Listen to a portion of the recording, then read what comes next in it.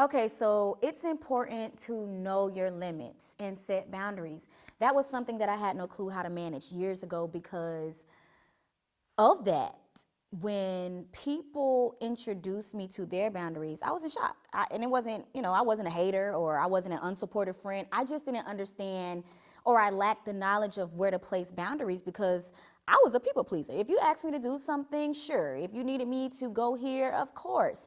And I didn't know that even in friendships, you have to set boundaries because growing up, we're taught to maybe have boundaries only in relationships as women, but we're not taught about boundaries on the job or boundaries in a friendship or even boundaries as a parent, not as a sister, not as a cousin. But all of those categories require us at some point to have some sort of boundary put in place because if not, you'll begin to pull from empty vessels, right? And so here is something that I did myself, and here's a way where you can just set a parameter for your self-care, for you to be able to unleash a healthy version of yourself by doing what? Setting boundaries. And setting those boundaries look like communicating your needs without guilt, right? That's one. Communicate your needs without guilt.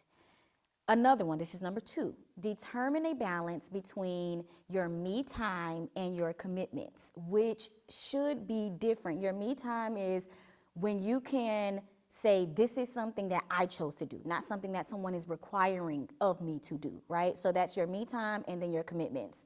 Number 3, there has to be some sort of emotional insight that you have within yourself. So don't bottle up your emotions. Do not bottle up your emotions. That even goes back to number 1. But number 4 is become self-aware and explore your feelings. So what does that mean, right? Ask questions to yourself. Write it in your journal, phone a friend, but never, and I mean never, stop connecting with your emotions. All right, y'all, unleash your superpower by putting those boundaries in place.